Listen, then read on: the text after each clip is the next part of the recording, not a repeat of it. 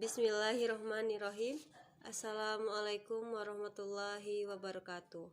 Perkenalkan, nama saya Mutia Nursari, NPM 1011969. Saya dari kelas C2 Prodi Manajemen. Saya di sini akan memaparkan materi mengenai Ma'rifatul Quran dari pertemuan pertama sampai pertemuan ke-6 untuk memenuhi tugas dari mata kuliah agama. Materi yang pertama yaitu mengenai Ma'rifatul Quran, Kalamullah, Ta'rifatul Quran atau mengenal Al-Quran. Kalamullah, kalam dalam istilah ilmu nahwu adalah sesuatu yang di dalamnya 4 perkara, yaitu lafaz atau ucapan, ada murakkab atau tersusun, mufid atau memberi faidah, dan bil wadli atau dengan sebuah tujuan. Kalamullah adalah dua unsur kata dari lafaz kalam dan Allah. Firman Allah dalam bentuk wahyu yang disampaikan kepada para nabi dan rasulnya melalui malaikat Jibril. Kemudian ada sejarah Al-Quran. Menurut Al-Zargani dalam Manahil Al-Irfan berpendapat bahwa proses turun Al-Quran terdiri atas 3 tahapan. Yang pertama, ada Al-Quran turun secara sekaligus dari Allah ke Lauh Al-Mahfuz, yaitu suatu tempat yang merupakan catatan tentang segala ketentuan dan kepastian Allah. Disebutkan dalam surah Al-Buruj ayat 21 sampai 22. Kemudian ada Al-Quran diturunkan dari Lauh Al-Mahfuz ke Bait Al-Izzah atau tempat yang berada di langit dunia, sebagaimana firman Allah dalam surah Al-Qadar ayat 1. Yang ketiga ada Al-Quran diturunkan dari Bait Al-Izzah ke dalam hati Nabi dengan jalan berangsur-angsur sesuai dengan kebutuhan. Hal ini diisyaratkan dalam Quran surat Asy-Syura ayat 193 sampai 195. Kemudian ada Al-Quran diturunkan Allah Subhanahu wa taala kepada Nabi Muhammad melalui malaikat Jibril. Al-Quran diturunkan secara berangsur-angsur. Waktu turun Al-Quran selama kurang lebih 23 tahun, atau tepatnya 22 tahun, 2 bulan, dan 22 hari. Terdiri dari 30 juz, 114 surah, 6.236 ayat, dan 74,437 kalimat, dan 325,345 huruf. Surah pertama yaitu surah Al-Alaq ayat 1 sampai 5 diturunkan pada malam 17 Ramadan tahun 610 Masehi di Gua Hira. Yang kemudian ada surah yang terakhir adalah Quran surah Al-Maidah ayat 3. Ayat tersebut turun pada tanggal 9 Zulhijjah tahun 10 Hijriah di Padang Arafah. Materi yang kedua yaitu Ma'rifatul Quran atau mengenal Al-Quran. Di antaranya mukjizat Al-Quran. Secara bahasa, kata mukjizat atau azaza, yuzizu, izaz atau mujizun yang berarti lemah, lawan dari kudroh atau mampu. Kata mukjizat berasal dari bahasa Arab yang berarti sesuatu yang membuat pihak lain tidak berdaya di hadapannya. Kemudian ada syarat-syarat mukjizat.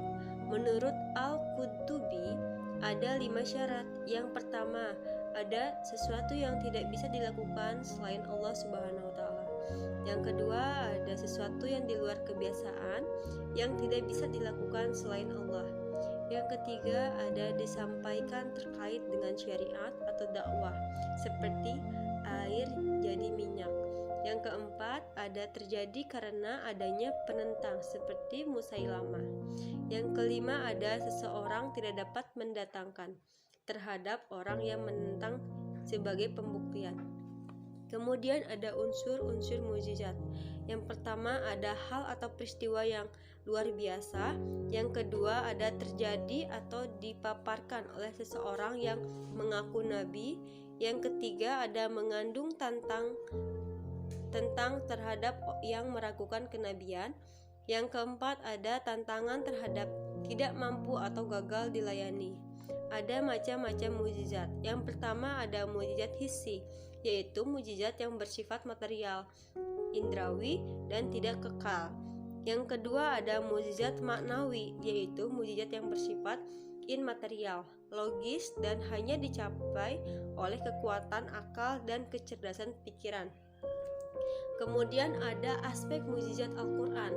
Yang pertama ada bahasa dan sastra, yang kedua ada isyarat ilmiah, yang ketiga ada kisah-kisah purba, yang keempat ada hukum. Materi ketiga tentang Asmaul Quran atau nama-nama Al-Quran.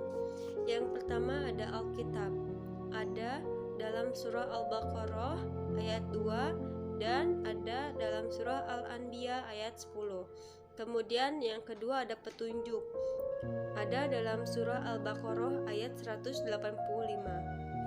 Kemudian ada cahaya, ada dalam surah Al-Maidah ayat 15-16. Yang keempat ada ruh, ada dalam surah As-Surah ayat 52. Yang kelima ada obat, ada dalam surah Yunus ayat 57. Yang keenam ada kebenaran, ada dalam surah Al-Baqarah ayat 147. Yang ketujuh ada penerangan, ada dalam surah Al-Imran ayat 138. Yang kedelapan ada pelajaran, ada dalam surah Al-Qamar ayat 17. Yang kesembilan ada Al-Zikra, surat Quran surat Al-Hijr ayat 9. Yang ke-10 ada berita gembira, ada dalam surat An-Nahl ayat 89. Yang ke-11 ada Al-Furqan, ada dalam surah Al-Imran ayat 4. Dan yang terakhir ada Ar-Rahmat, ada dalam surah Al-Jathiyah ayat 20. Materi keempat mengenai Al-Quran sebagai pedoman hidup. Al-Quran adalah sumber pedoman hidup dan sumber hukum, dan ajaran Islam tidak dapat dipisahkan satu sama lain. Al-Quran adalah sumber pertama dan utama yang mengandung banyak ajaran umum. Keistimewaan Al-Quran diantaranya yang pertama ada sebagai petunjuk dan rahmat bagi orang-orang yang beriman dan bertakwa. Yang kedua ada sebagai informasi kepada setiap umat bahwa Nabi dan Rasul terdahulu mempunyai syariat atau aturan dan caranya masing-masing dalam menyembah Allah. Yang ketiga ada Al-Quran sebagai kitab suci terakhir dan terjamin keasliannya. Yang keempat ada Al-Quran tidak dapat tertandingi dengan ide-ide manusia yang ingin menyimpangnya. Yang kelima ada membaca dan mempelajari Al-Quran merupakan ibadah.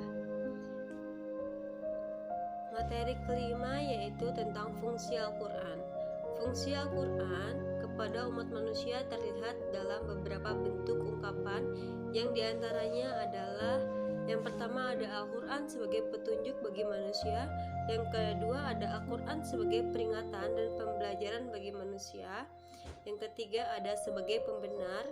Yang keempat ada sebagai pembelajaran dan penerangan. Yang kelima ada sebagai pedoman bagi manusia. Yang keenam ada sebagai petunjuk dan kabar gembira. Yang ketujuh ada sebagai pembanding atau pembeda.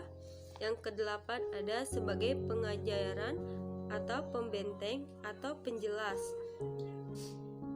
Yang kesembilan adalah sebagai tali Allah.